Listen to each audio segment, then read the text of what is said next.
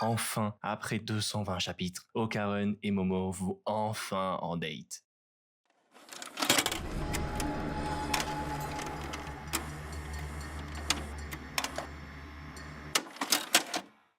Dire qu'on est passé d'un combat entre extraterrestres avec une momie, alien, baleine, à de la romance pure. Bienvenue dans cette review du chapitre 220 de Dandadan. Voilà, donc comme je l'ai dit, aujourd'hui, on a eu du très lourd concernant la romance entre Momo et Okarun. On avance d'un grand pas et c'est ce dont on va parler dans cette courte review. Donc, j'en profite, voilà, pour passer un petit message aussi concernant les reviews. J'ai essayé, voilà, de faire pendant un mois, là, une review par semaine.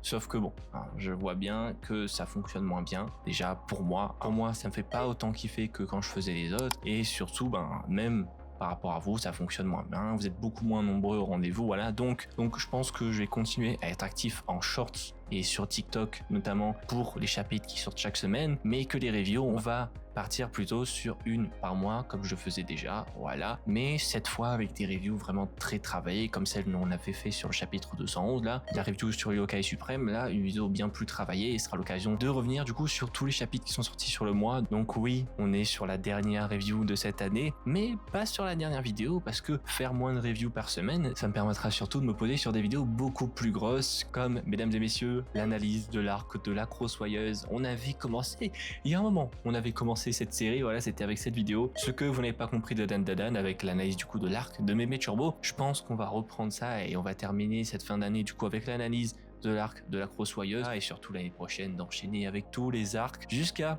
celui qu'on aborde aujourd'hui dans cette review. Un chapitre beaucoup plus calme, mais très fort en émotion. Donc on va commencer ça tout de suite. Mais avant, n'oubliez pas, pour soutenir la chaîne, que vous pouvez liker cette vidéo, vous abonner et bien sûr partager vos avis sur ce chapitre. On n'oublie pas, on vise toujours les 1K avant cette fin d'année. Lançons cette review qui commence de façon très calme. Hein. On a Momo Okarun qui arrive, et forcément Okarun veut commencer entre eux pour l'instant. Il n'a pas envie de déranger et surtout de s'immiscer encore dans sa vie. Donc il décide de rentrer chez lui. Sauf que Momo l'arrête tout de suite et lui dit qu'il ne peut pas partir dans cet état-là. Le frérot est dans un état... Putain, il a pris cher, hein. Putain, j'avais pas vu ça comme ça, mais putain, il a pris cher, surtout là. T'es ma frère. Ça me fait rire. Momo qui a mal alors que c'est lui qui s'est fait éteindre.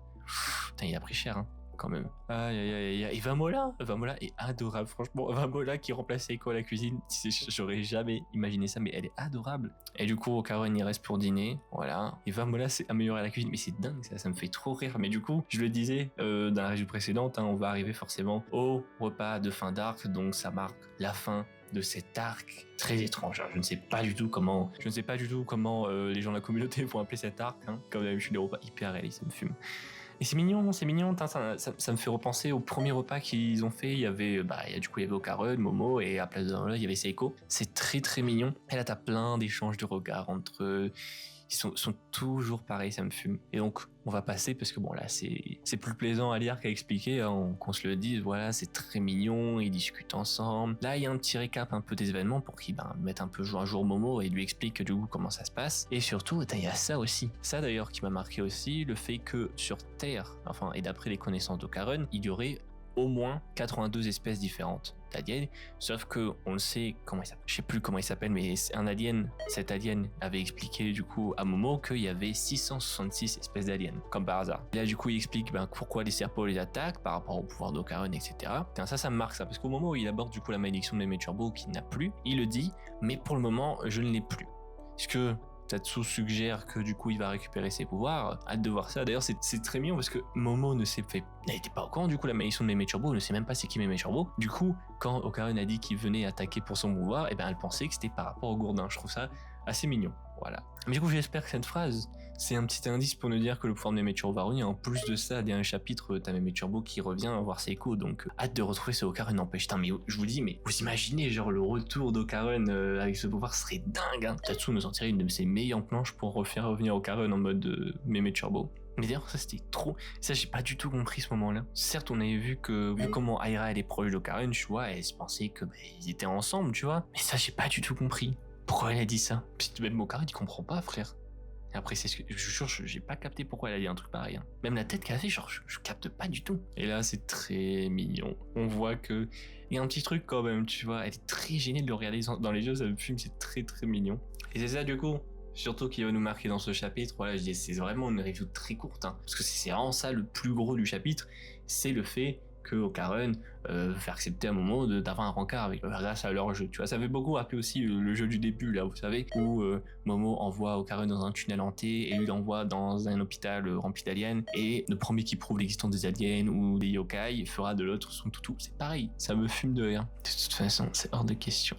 Momo et toute son innocence. On dirait que vous allez vous embrasser, c'est trop mignon. Et du coup, Momo elle est trop gênée, elle tourne la tête et voilà. Mais n'empêche, ça change pas mal, hein, parce qu'au début c'était Okarun. Tu reprends le début du manga, c'était Okarun qui était tellement gêné quand il était avec Momo. Et regarde, maintenant c'est elle. Alors que bon, j'imagine que ça va le gêner aussi, mais punaise. Ah là là, du coup, là ça veut dire prochain chapitre encart. À voir, parce que y a moyen on ait des retournements de situation de malade. Hein. Parce que je me dis, soit les derniers chapitres de l'année, je regarde là, il reste combien de temps? Ce serait fou en vrai que cette fin d'année se termine sur une note beaucoup plus douce. Après, connaissant Tatsu, ça peut être vraiment le tout et rien. C'est-à-dire, soit on finit sur une note très douce, avec du coup 2 chapitres sur le regard de Momo et Okarun, soit il y a un truc qui se conclut entre eux. Je dis pas qu'ils vont se mettre en couple direct, ce serait très rapide, mais qui quelque chose, tu vois. Je dis rien, tu vois, genre un baiser ou un truc comme ça, entre les deux, ou même qu'ils se prennent par la main, ou un truc comme ça pour finir l'année, genre quand même sur un gros pic émotionnel. Ou soit il y a Saint-Germain, il va débarquer, il va foutre le bordel. Donc, il y a 3 possibilités de fou là pour cette année. Ça va être curieux en tout cas de voir comment cette fin d'année va s'agencer, voilà. En tout cas de reparler de Dan Dadan, comme je vous ai dit, ça va être très curieux, très curieux. Donc comme j'ai dit, voilà, j'en ferai un short, voilà, sur le chapitre, qu'importe ce qui se passe. Si ça se trouve, ça va être tellement une dinguerie, je vais dire ok, laisse tomber, je fais une vidéo.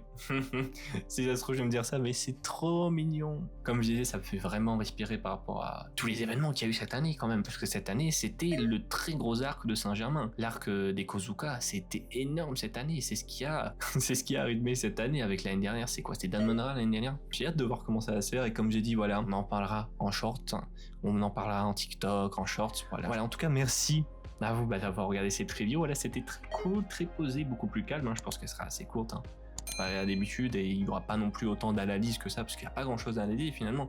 Tu vois, c'est vraiment profiter aussi de ce chapitre, de ce qui se passe, et spéculer un peu sur la suite. Parce que cette fin d'année, soit ça peut être très doux, soit ça peut être un bordel monstre en connaissant Tatsu.